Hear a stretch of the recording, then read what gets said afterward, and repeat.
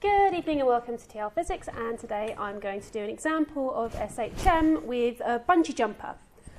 And I'm going to talk about some nuances that you need to be aware of for this. So what I have here is a penguin, and he's going to jump off a cliff that is 125 metres. And let's say the lowest that he goes on this cliff is going to be 124 metres low. So it's literally just going to scrape the bottom. What I'm going to do is, the rope that's around him is only 100 metres long. He has a mass of 100 kilograms, and the spring constant of the bungee rope is 400 newtons per metre. Okay? And what I'm going to find is where the equilibrium point is. I'm going to find the amplitude of his oscillation. I'm going to find the time period of that oscillation. I'm going to find where the maximum force that he feels is. And I'm also going to find the maximum speed. And I'm also going to show how we can use SHM and we can mix between the two. So the equilibrium point is the point at which the forces are equal.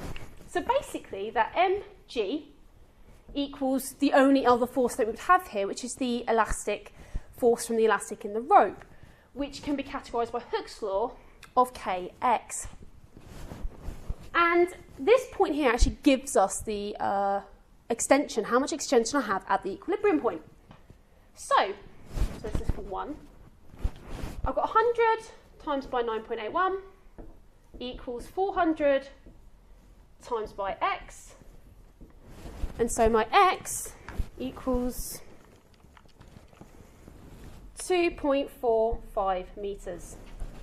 So my extension is going to be 2.45 metres. But the rope, before it extends, is 100. So my full equilibrium point is going to be 102.45 metres.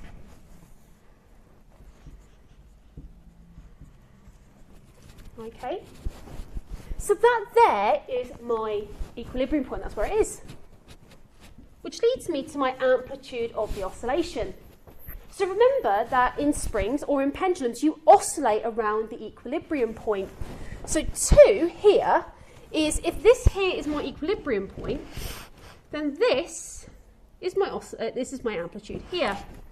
So the lowest I go is 124, so it's going to be 124 minus 102.45, which equals, so plus 100 to that, 124, take away that, 21.55.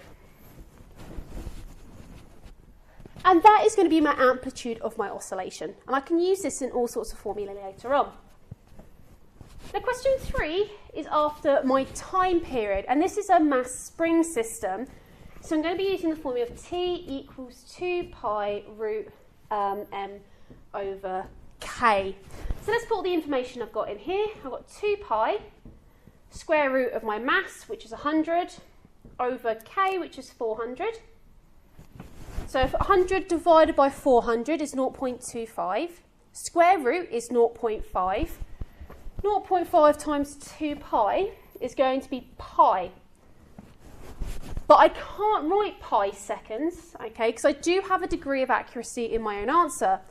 So what I'm going to put this in is I'm going to put 3.14 seconds as my answer. All right, be aware that you can only use pi in things like phase difference, etc. You cannot use it as your answer for seconds or time. And the reason I'm going to do 3 significant figures is because I've got 3 significant figures here. So this is my time period here. To find the maximum force, I'm actually going to go 2 things here, and I'm going to do one here, where I've got looking at force, so looking at number 4 here. So I've got a force like this, and I've got my force due to my extension going up there, and my force due to my weight going down here. And I'm finding the resultant force between those 2 ones there. So my force of my extension is going to be where my maximum extension is going to be, and that is going to be here at the bottom, okay, of my oscillation. Okay, so my maximum extension is going to be 100 to 124, so it's going to be 24 metres. So it's going to be kx, so it's going to be 400 times by 24, which equals a total of 9,000 600 newtons, and my weight downwards is going to be mg, so that's 100 times by 9.81, and so the total of this is going to be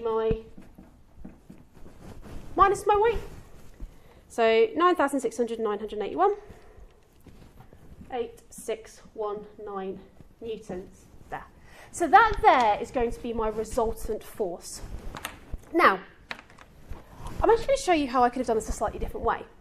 Okay, and I'm going to show you how I could have used my information about my time period and to actually work this out using SHM. Okay, so I know that Amax is omega squared times the amplitude of my oscillation. So omega squared is going to be 2 pi over t squared times by my amplitude of my oscillation, which is going to be 21.55. And I know my time period is 3.14, or pi. So here I've got t, 2 pi over pi, so that's 2. 2 squared is 4. 4 times 21.55. And I've got 86.2 metres per second squared there. Okay, so 86.2 metres per second square. And then I can use Newton's basic formula for motion of F equals ma. So it's going to be m times a. So 100 times by 86.2, which is 8,620 newtons, which, given the fact I rounded, isn't actually bad at all. So that there is my maximum acceleration, and I'm using that to find the force. I'm also using it with normal force diagrams, so I could do it with either there. So there was two ways of going around this, and I'm just proving that this idea of using forces and SHM equations can be used interchangeably. Now my last question asked me for the maximum speed, and then I'm going to have to use my SHM formula here. So 5 here, I'm going to be using Vmax here is Vmax equals omega A, so that's 2 pi over t times by 21.5, and again pi, time period is pi, so pi divided by pi is 1, 2 times 21.55,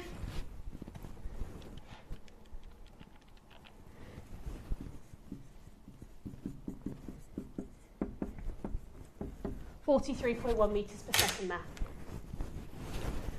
And so that there is using a bungee jumper, and it's really important that you understand with bungee jumpers that you have this idea of you have to find the equilibrium point first, and that is the point you're going to oscillate around.